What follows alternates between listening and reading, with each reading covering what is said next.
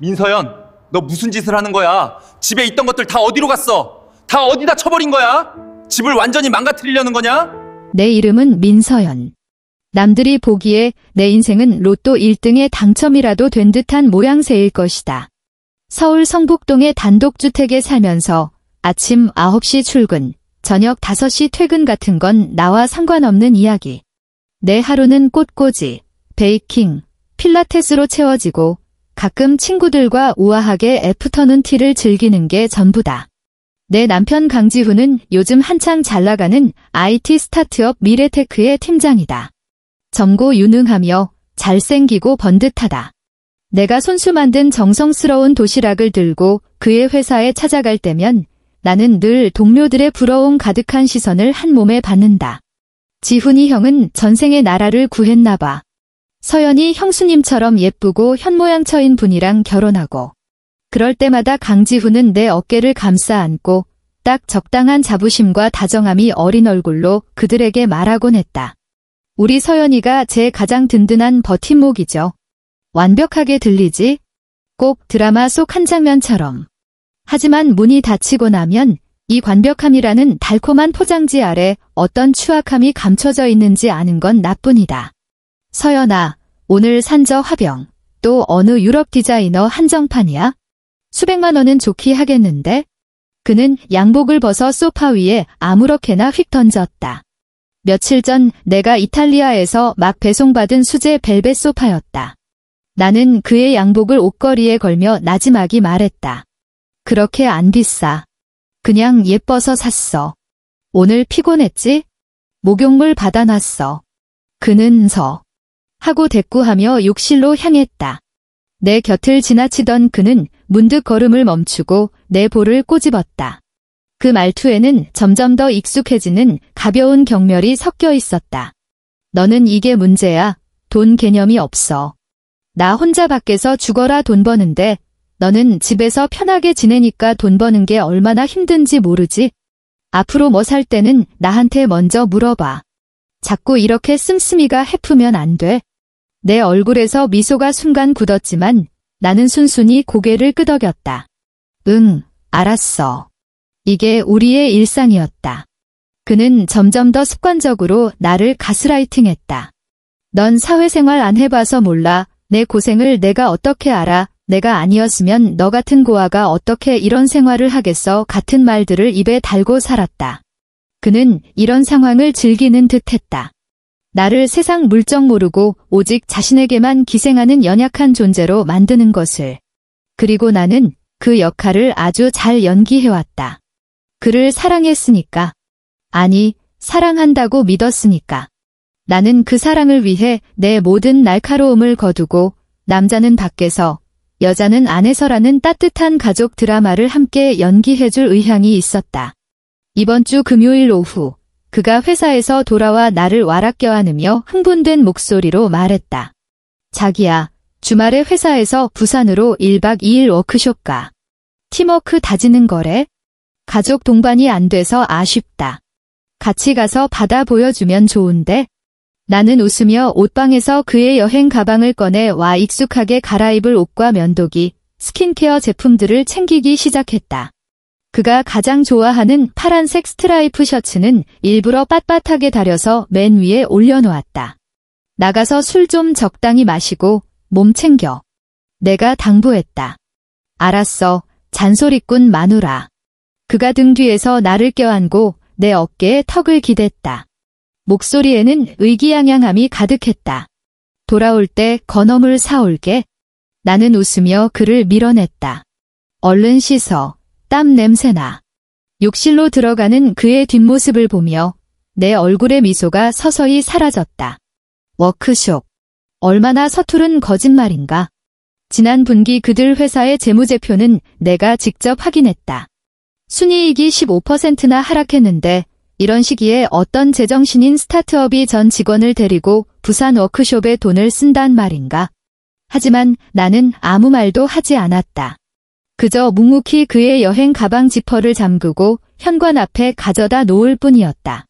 토요일 밤, 나는 홀로 소파에 웅크리고 영화를 보고 있었다. 휴대폰이 띵 하고 울렸다. 절친 혜진이가 보낸 메시지였다. 사진 한 장과 함께 짧은 글이 적혀 있었다. 서연아, 이거 지훈 씨 차 아니야? 왜 강남 그레이스 호텔 지하 주차장에 있어? 사진은 선명했다. 검은색 제네시스 G80, 번호판은 내가 끔찍이도 잘 아는 숫자였다. 우리의 첫 번째 결혼기념일에 내가 그에게 선물한 차였다. 내 심장이 그 순간 보이지 않는 손에 꽉 움켜쥐어진 듯 숨막히게 아파왔다. 나는 심호흡을 하고 영화를 껐다. 그리고 한동안 사용하지 않았던 앱을 열었다. 위치 공유 앱이었다. 처음 설치할 때 강지훈은 안전을 위해서라고 했다. 혹시라도 위험한 일이 생기면 서로를 바로 찾을 수 있어야 한다고. 그러다 곧 둘 다 필요성을 못 느껴 잊고 지냈다. 하지만 나는 지우지 않았고 그 역시 끄는 것을 잊었다. 지도 위에 그의 위치를 나타내는 파란색 점이 강남 그레이스 호텔 펜트하우스에서 미동도 없이 깜빡이고 있었다. 부산. 성북동 집에서 강남까지가 부산 가는 것보다 훨씬 가깝긴 하지. 손가락이 떨려왔다. 나는 거의 자학하는 심정으로 다른 SNS 앱을 열었다. 그 여자의 피드는 거의 들여다보지 않았지만 오늘따라 마귀에 홀린 듯 손가락이 움직였다. 윤소희. 강지훈이 잊지 못하던 첫사랑. 그녀의 최신 게시물은 방금 막 올라온 사진이었다. 사진 속에는 그녀의 모습은 없었다. 와인 한 잔과 창밖으로 펼쳐진 눈부신 도시의 야경뿐. 저 독특한 건물 실루엣, 한강을 가로지르는 다리의 불빛. 나는 한눈에 알아볼 수 있었다. 그레이스 호텔 프레지덴셜 스위트의 창밖 풍경이었다. 작년 우리 결혼기념일에 강지훈은 나를 놀라게 해준다며 특별히 그곳을 예약했었다. 그때 그는 나를 끌어안고 말했다. 서연아, 여기 야경이 서울에서 제일 아름다워. 꼭 우리 미래 같지? 이렇게 반짝반짝 빛날 거야. 그리고 지금 그는 다른 여자와 같은 장소에서 같은 풍경을 감상하고 있었다. 윤소희가 덧붙인 글은 더욱 가슴에 비수를 꽂았다. 가장 아름다웠던 처음으로. 처음. 아름다움. 그렇다면 나와 그의 3년간의 결혼 생활은 뭐였을까? 우스꽝스러운 막간극이었나? 심장이 얼음굴에 처박힌 듯 한 뼘 한 뼘 차갑게 굳어갔다. 나는 내가 울거나 히스테리를 부리며 물건을 집어던지거나 당장 호텔로 달려가 미친 여자처럼 문을 박차고 들어갈 거라고 생각했다. 하지만 이상하게도 나는 그러지 않았다. 나는 비정상적으로 침착했다. 벽에 걸린 시계의 초침 소리마저 선명하게 들릴 정도였다. 째깍, 째깍. 마치 내 황당한 결혼 생활의 마지막을 카운트다운하는 소리 같았다. 나는 휴대폰을 들었다. 강지훈에게 전화하지도 혜진에게 답장하지도 않았다. 나는 주소록에서 거의 연락하지 않지만 더없이 중요한 번호를 찾아냈다. 전화는 금세 연결되었다. 수화기 너머로 정중하고 빈틈없는 남자의 목소리가 들려왔다. 아가씨, 안녕하십니까? 최 실장님이었다. 내 아버지, 태하그룹 민동진 회장님의 비서실장. 내가 기억하는 아주 어린 시절부터 아버지 곁에 계셨으니 나를 키우다시피 한 분이었다. 최 실장님. 내 목소리는 한치의 흔들림도 없이 평온해서 나 자신조차 놀랄 정도였다. 법무팀과 자산관리팀에 연락해서 플랜 B를 시작해주세요. 전화기 저편의 최 실장님은 잠시 침묵했다. 자신이 잘못 들은 건 아닌지 확인하는 듯 했다. 플랜 B는 우리가 오래전에 바로 오늘 같은 상황을 대비해 미리 세워둔 계획이었다. 아가씨, 확실하십니까? 최 실장님의 목소리가 진지해졌다. 확실해요. 나는 창밖의 칠흑 같은 어둠을 보며 한자 한자 힘주어 말했다.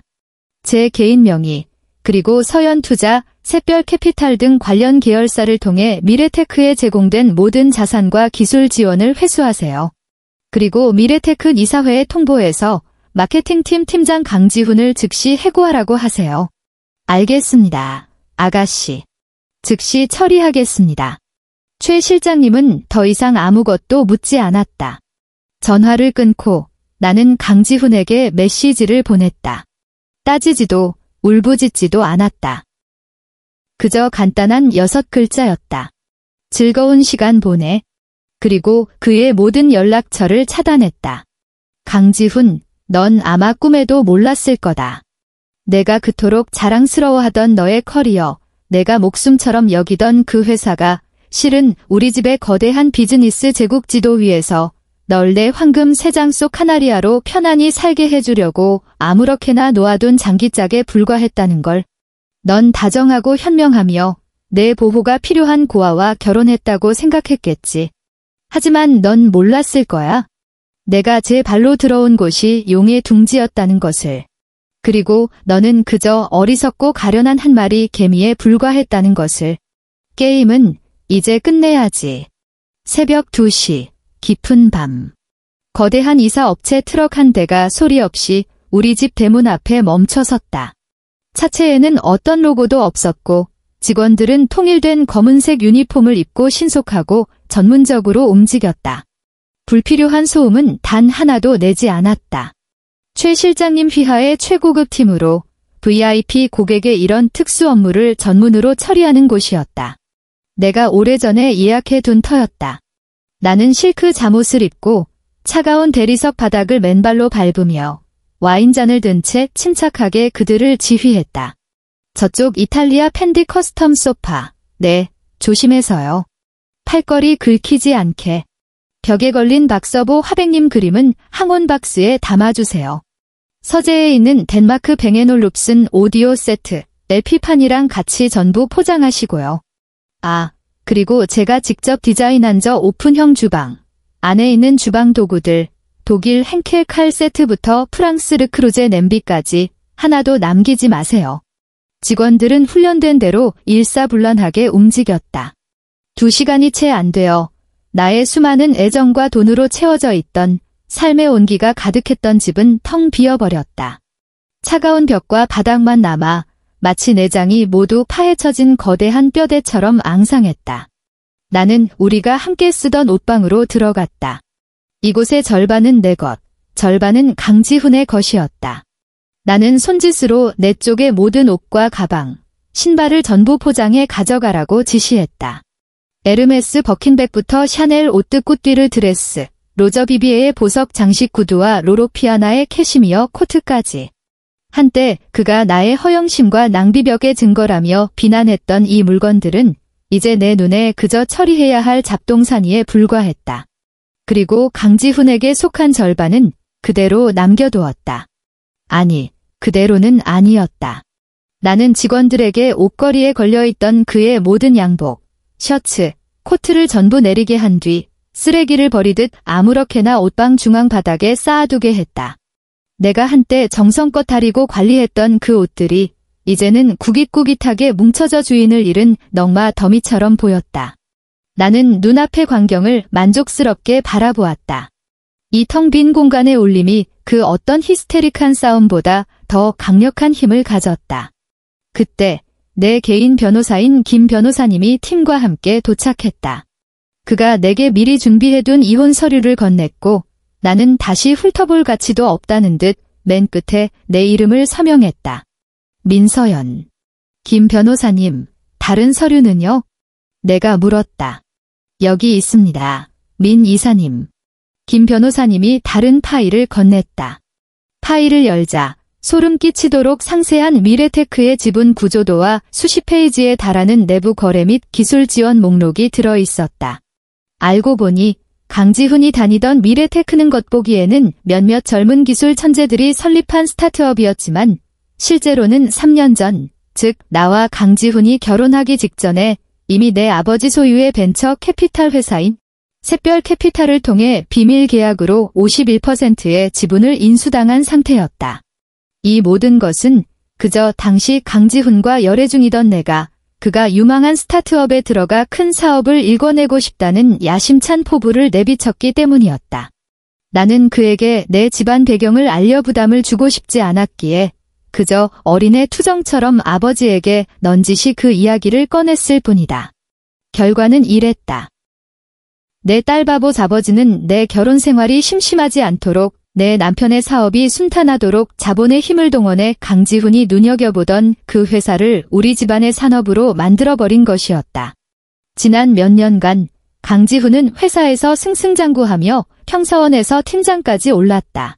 그는 그것이 자신의 능력과 노력 덕분이라고 믿었다. 그는 몰랐다. 그가 소위 위기를 극복할 때마다 그 뒤에는 태아그룹 최고의 기술팀이 그를 지원하고 있었다는 것을. 그가 따낸 모든 핵심 고객들은 사실 아버지의 비즈니스 파트너들이었고 아버지의 체면을 봐서 그에게 기회를 준 것이었다는 것을. 그는 마치 트루먼쇼의 주인공처럼 자신이 위대한 분투기를 쓰고 있다고 착각하며 연기해왔다. 하지만 무대, 조명, 대본, 심지어 객석의 관객까지 모두 내가 그를 위해 준비한 것이었다는 사실은 꿈에도 몰랐을 것이다. 참으로 비참하고 우스꽝스럽다. 나는 거실의 거대한 사진벽에서 가장 큰 우리 웨딩 사진 액자를 떼어냈다. 사진 속에서 그는 빳빳한 턱시도를 입고 의기양양하게 나를 안고 봄바람처럼 환하게 웃고 있었다. 그리고 나는 순백의 웨딩드레스를 입고 행복하고 수줍은 미소를 띠고 있었다. 그때의 나는 정말로 사랑과 결혼했다고 믿었다. 나는 가방에서 새빨간 디올 999 립스틱을 꺼내 뚜껑을 열었다. 그리고 사진 뒷면에 힘주어 한 줄의 글씨를 썼다. 자유를 되찾은 걸 축하해. 아, 그리고 내가 그토록 만나고 싶어 했던 미래테크의 숨은 투자자, 우리 아빠야? 글을 다 쓰고 나는 사진 속에서 환하게 웃고 있는 내 모습을 다시는 쳐다보지도 않았다. 액자를 그대로 뒤집어 마치 쓰레기 조각처럼 그의 옷더미 위로 던져버렸다. 날카로운 유리 깨지는 소리가 텅 빈 방 안에서 유난히 귀에 거슬리게 그리고 유난히 아름답게 울려 퍼졌다. 가시죠. 나는 김 변호사님과 이사팀장에게 말했다. 저택의 대문이 내 등 뒤에서 천천히 닫혔다. 문 앞에는 검은색 롤스로이스 팬텀 한 대가 조용히 대기하고 있었다. 운전기사가 차 문을 열어주었고 나는 허리를 숙여 차에 올라탔다. 차는 내가 3년간 살았던 이곳을 미끄러지듯 빠져나갔다. 나는 뒤돌아보지 않았다. 단 한 번도. 나는 한남동 운빌리지 펜트하우스에 있는 빈 아파트로 이사했다. 서울 최고의 부촌으로 보안이 철통같고 사생활 보호가 완벽한 곳이다. 이 아파트는 내가 성인이 되었을 때 아버지가 주신 선물 중 하나였다. 300평이 넘는 대형 평수에 270도 파노라마 한강뷰를 자랑했다. 강지훈이 이런 차갑고 인간미 없는 곳은 싫다고 해서 한 번도 와서 산 적이 없었다. 그는 마당이 있는 성북동 주택이 더 가정집 같아 좋다고 했다. 이제 와 생각해보니 그는 그저 자신이 통제할 수 없는 집이 싫었던 것뿐이다. 거대한 통유리창 앞에 서서 서울의 눈부신 야경과 발 아래 조용히 흐르는 한강을 내려다보니 이제야 비로소 숨이 쉬어지는 것 같았다. 휴대폰이 진동했다. 새로운 메시지였다. 들어보니 강지훈이었다. 자기야, 부산 바다 경치 진짜 좋다. 자기가 못 와서 아쉬워. 벌써 보고 싶네. 내일 오후에 돌아가서 꽉 안아줄게. 뒤이어 키스 이모티콘이 붙어 있었다. 이 위선적이고 가소로운 메시지를 보며 나는 손에 든 와인잔을 들어 창밖 야경을 향해 가볍게 부딪혔다. 그리고 느긋하게 답장을 보냈다. 응, 서울 야경도 괜찮네. 강지훈이 집에 돌아온 것은 다음 날 오후 4시였다. 나는 그 순간 그의 모습을 상상할 수 있었다. 아마 가벼운 휘파람을 불며 손에는 그가 말한 건어물 봉지를 들고 짧은 이별이 새로운 만남보다 낫다는 식의 열정적인 포옹을 기대하며 현관문을 열었을 것이다. 그리고 그는 그 자리에 완전히 얼어붙었을 것이다. 현관에 우리가 함께 고른 전신 거울이 사라졌다. 그가 습관처럼 열쇠를 두던 콘솔도 없어졌다. 거실에는 그가 편안하게 몸을 파묻던 펜디 소파도, 우리가 함께 웅크리고 영화를 보던 페르시안 카페투도, 8K 초대형 TV도, 모든 것이 사라졌다. 집 전체가 갓 지은 텅 빈 모델하우스처럼 횡했다. 오직 자신의 발소리만이 그 안을 울리며 크고 기괴한 메아리를 만들어냈을 것이다. 그는 허둥지둥 2층으로 뛰어 올라갔을 것이다. 우리의 침실, 비어 있었다. 서재, 비어 있었다. 영화 감상실, 비어 있었다. 그는 옷방으로 뛰어 들어갔을 테고 바닥에 던져진 자신의 구겨진 옷더미와 그 위에 놓인 유리가 산산조각난 웨딩 사진을 발견했을 것이다. 그는 분노하고 이 상황을 이해할 수 없었을 것이다. 그리고 당장 내게 전화를 걸었을 것이다. 아니나 다를까 내 휴대폰이 울렸다. 화면에 떠오른 내 사랑 남편이라는 글자가 지금 보니 지독한 농담처럼 느껴졌다. 나는 전화를 끊지 않고 통화 버튼을 눌렀다. 그리고 스피커폰으로 전화내 테이블 위에 올려두었다. 민서연, 너 시발 돌았어. 수화기 너머로 강지훈의 격앙된 고함이 터져나왔다. 목소리는 분노로 뒤틀려 있었다. 집안 물건들 다 어디 갔어? 가구는? 우리 집은? 너 지금 무슨 짓이야? 나는 커피를 한 모금 마시고 오늘의 날씨를 이야기하듯 평온한 목소리로 말했다. 정정할게, 강지훈 씨. 그건 내 집이고 내 가구야. 우리가 아니라. 무슨 소리야? 그의 목소리에는 당혹감과 함께 쉽사리 감춰지지 않는 공포가 서려 있었다. 문자 그대로의 의미야. 나는 담담하게 말했다. 이제 속꿉장난은 그만하고 싶어졌어. 그래서 내 물건들을 다 찾아온 것뿐이야. 내 물건. 민서연, 너 정신 나갔어? 저 집, 저 가구들, 어느 것 하나 내가 피땀 흘려번 돈으로 산 게 아닌 게 있어? 너처럼 일도 안 하고 돈도 안 버는 전업주부가 쓰는 돈은 전부 내 돈이야. 내가 무슨 자격으로 내 거라고 해? 그는 여전히 자신이 지어낸 거짓말을 굳게 믿으며 당당하게 소리쳤다. 나는 실소를 터뜨렸다. 강지훈 씨, 잊었나 봐. 그 집 살 때 누구 이름으로 등기했는지? 등기부등본에는 처음부터 끝까지 민서연 세 글자만 있었어. 그리고 그 가구들, 당신 월급으로 저 소파 가격의 끄트머리라도 감당할 수 있다고 생각해? 전화기 저편이 침묵에 잠겼다. 그는 당연히 기억할 것이다. 처음 집을 살 때 내가 부모님이 남겨주신 유산이 있다며 편의상 내 이름으로 전액 현금 구매하겠다고 했다. 그는 그때 가식적으로 사양하며 남자 체면이 안 선다고 했다. 결국 내 고집에 못 이겨 마지못해 동의했다. 지금 생각하니 그는 그때 속으로 쾌재를 불렀을 것이다. 수십억짜리 저택을 공짜로 얻은 셈이니까. 너 대체 뭘 어쩌려는 거야? 그의 목소리가 한풀 꺾였다. 분노는 불안감으로 대체되었다. 내가 뭘 하려는 건지 당신도 곧 알게 될 거야. 나는 그가 더 이상 말할 기회를 주지 않고 바로 전화를 끊었다. 내 말이 끝나자마자 그의 휴대폰에 새로운 메일 알림이 울렸을 것이다. 띵. 그것은 회사 인사 시스템에서 자동으로 발송된 해고 통지 메일이었다. 제목은 강지훈님과의 근로계약 해지 통보에 관한 건. 내용은 간결했다. 회사 전략 조정 및 조직 개편에 따라 금일부로 근로계약을 해지하기로 결정했으며 3일 내로 업무 인수인계 절차를 밟아달라는 내용이었다. 이제 그는 완전히 패닉에 빠졌을 것이다. 그는 즉시 자신의 직속상관, 그를 늘 닦이고 인정해주던 김 부장에게 전화를 걸었을 것이다. 부장님, 이게 대체 어떻게 된 일입니까? 왜 회사가 갑자기 저를 해고합니까? 제가 뭘 잘못했습니까? 그는 분명 이렇게 허둥대며 따졌을 것이다. 그리고 회사에서 처세술의 달인으로 통하는 늙은 여우, 김 부장은 지금쯤 난처함과 동정이 섞인 목소리로 말했을 것이다.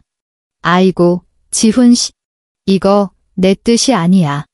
우리 지사에서 결정할 수 있는 일도 아니고, 이건 본사 명령이야. 본사요? 무슨 본사요? 우리 회사에 언제부터 본사가 있었습니까? 강지훈의 머릿속은 이미 뒤죽박죽이 되었을 것이다. 하아, 김 부장은 아마 깊은 한숨을 내쉬고 거의 연민에 가까운 말투로 그에게 잔인한 진실을 알려줬을 것이다. 지훈 씨, 자네 회사 들어온 지 3년인데 궁금하지 않았나? 우리 같은 스타트업이 어떻게 그렇게 강력한 기술 지원과 안정적인 고객사를 확보할 수 있었는지? 우리 미래테크는 사실 3년 전에 이미 태하그룹 사나이 벤처 캐피탈에 인수됐어. 우리는 태하그룹 자회사라고. 태하그룹.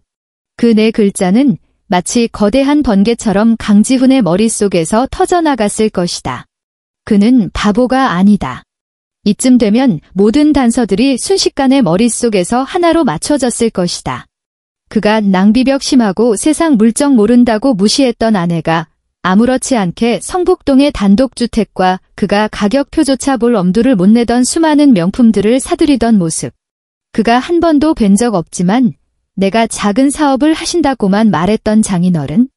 그가 그토록 아부하고 싶었지만 끝내 접촉조차 할 수 없었던 미래테크의 신비로운 배후 투자자. 그리고 그가 지금 텅 빈 옷방에 서서 발밑으로 내려다보는 구겨진 옷더미와 산산조각난 웨딩 사진. 그는 떨리는 손으로 그 액자를 주워 들었을 것이다. 그리고 뒷면에 선명한 립스틱으로 쓰인 눈을 찌르는 듯 단호한 글씨를 보았을 것이다.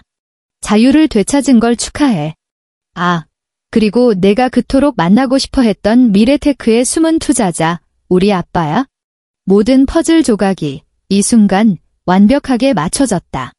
그가 탄탄대로라고 믿었던 길은 실은 누군가가 정교하게 깔아놓은 황금 감옥이었다. 그가 자랑스러워했던 개인의 분투기는 처음부터 끝까지 철저한 코미디였다. 그의 눈에 구원과 보호가 필요했던 고아 민서연은 사실 그의 운명의 판결문을 손에 쥔 진짜 신이었던 것이다. 그의 세계는 이 순간 무너지는 수준이 아니었을 것이다. 산산조각 나 먼지가 되어버렸을 것이다. 강지훈이 그 밤을 어떻게 보냈는지 나는 모른다. 아마 뜬 눈으로 밤을 새우며 그 텅 비고 차가운 집안에서 천국에서 지옥으로 떨어지는 기분을 수없이 되새겼을 것이다. 다음 날 오전, 나는 태아그룹 최고층 사무실에서 법무팀장과 이혼 재산 분할 세부 사항을 논의하고 있었다. 물론 우리 사이에 분할할 것도 딱히 없었지만 모든 것이 원래 내 것이었으니까. 최 실장님이 노크를 하고 들어왔는데 표정이 조금 미묘했다.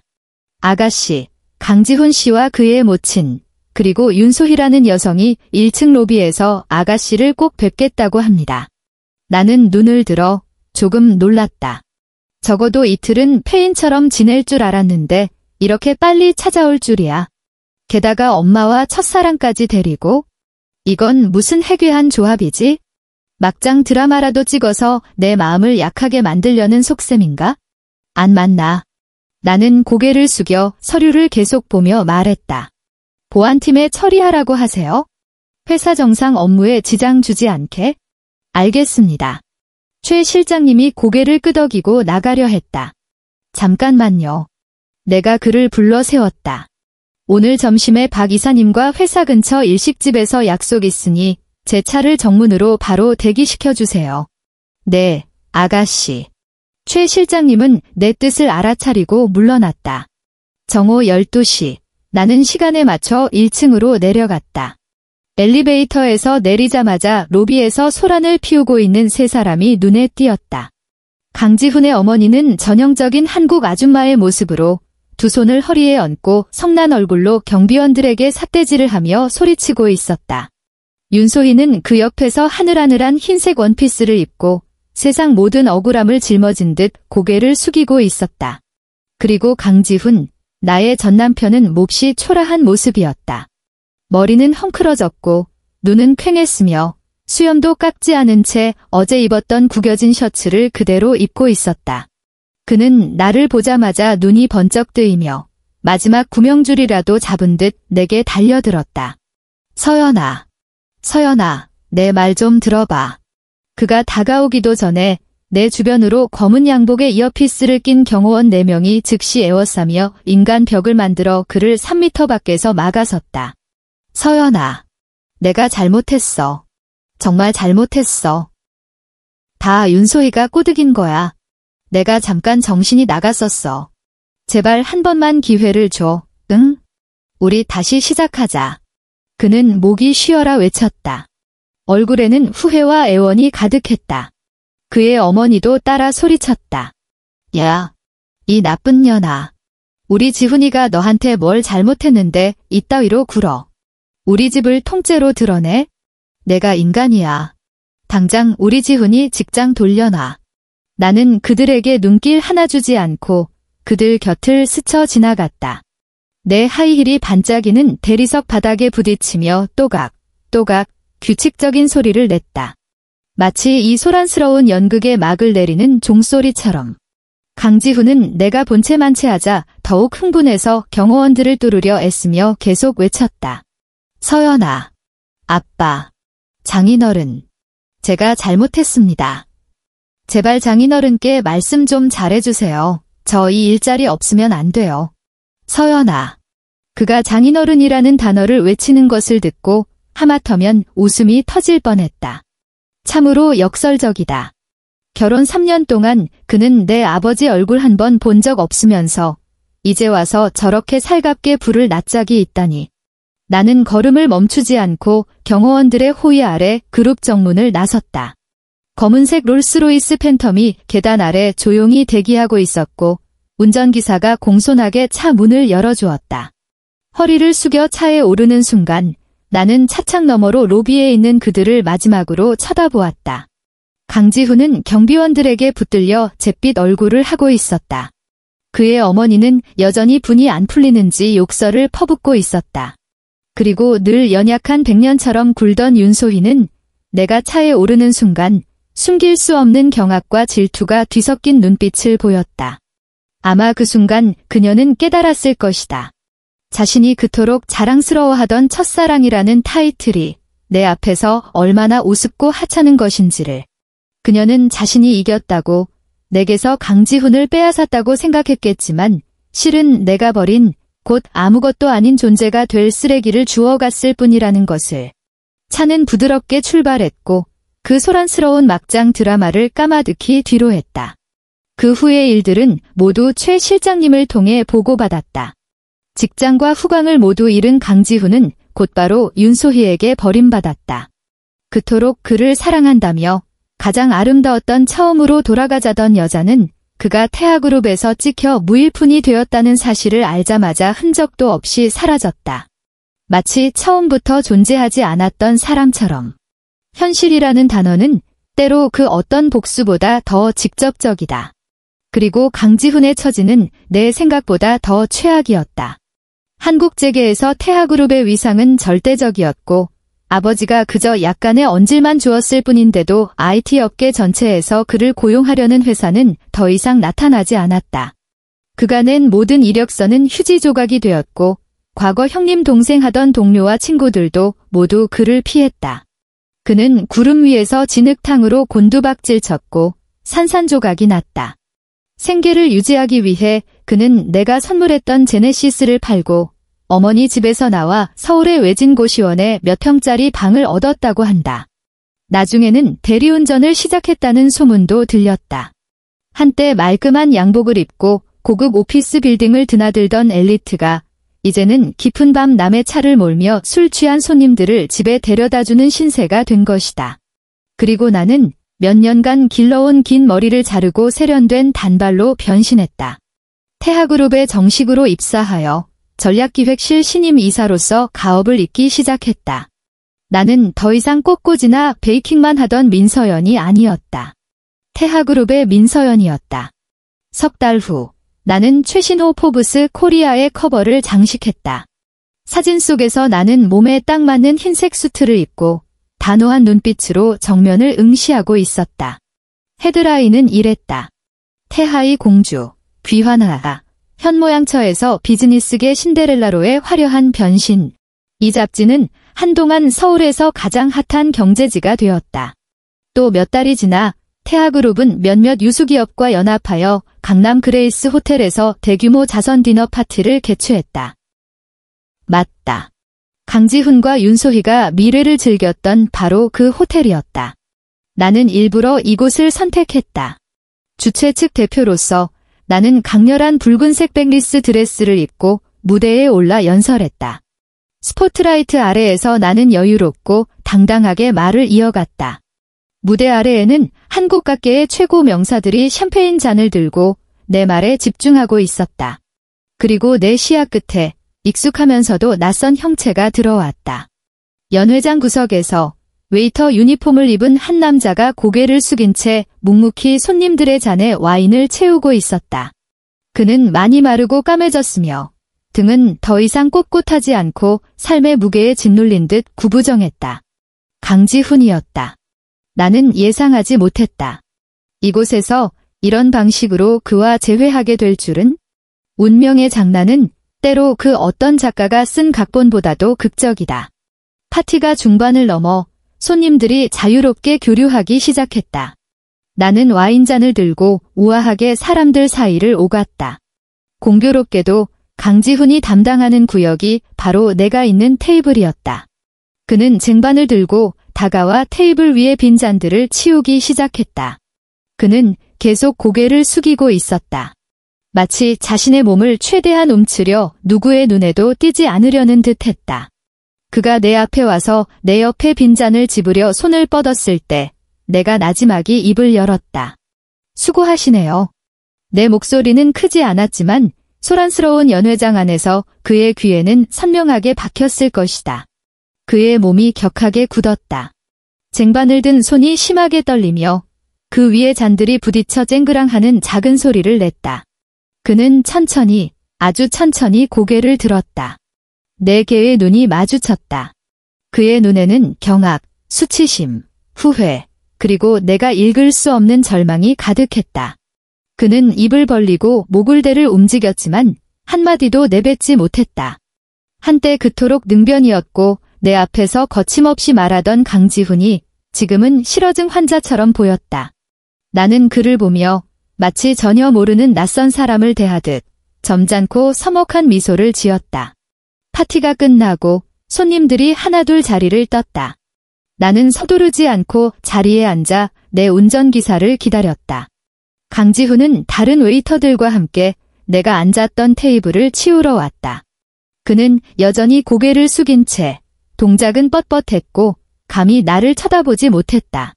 그가 테이블 정리를 마치고 돌아서려 할 때 나는 그의 옆에 있던 구역 매니저를 불렀다. 매니저님. 네, 민 이사님. 무슨 일이십니까? 매니저가 즉시 공손하게 달려왔다. 나는 핸드백에서 10만 원짜리 수표 한 장을 꺼내 내 앞에 물컵 아래에 가만히 눌러놓았다. 그리고 그 자리에 얼어붙은 그의 뒷모습을 향해 매니저에게 말했다. 저기 저 직원분 많이 피곤해 보이시는데 먼저 퇴근시켜서 쉬게 해주시죠. 내 말투는 아주 평온해서 어떤 감정도 읽을 수 없었다. 매니저는 거액의 팁을 한 번, 새파랗게 질린 강지훈의 얼굴을 한 번 쳐다보더니 순간 모든 것을 깨달았다는 듯 허리를 숙였다. 네. 이사님께서 직원을 헤아려 주시니 감사합니다. 바로 조치하겠습니다. 나는 자리에서 일어나 핸드백을 들고 뒤도 돌아보지 않은 채 연회장 문을 향해 걸어갔다. 나는 강지훈을 다시는 쳐다보지 않았다. 그 팁은 동정심에서 나온 것이 아니었다. 더더욱 진한 정 때문은 아니었다. 그것은 그에 대한 나의 마지막이자 가장 철저한 경멸이었다. 그것은 그에게 말하고 있었다. 우리 사이에는 이제 오직 돈으로만 측정될 수 있는 고용주와 피고용인의 관계만 남았다고. 나는 심지어 그의 퇴근 시간마저 마음대로 결정할 수 있는 위치에 있다고. 이것은 그 어떤 모욕적인 말보다 더 비참하게 만드는 행위였다. 호텔을 나서자 서울의 밤바람이 서늘하게 불어왔다. 나는 고개를 들어 강남 상공의 찬란한 별빛을 보며 길게 숨을 내쉬었다. 민서연과 강지훈의 이야기는 완전히 끝났다. 그리고 태학으로 민서연의 새로운 인생은 이제 막 시작되었다.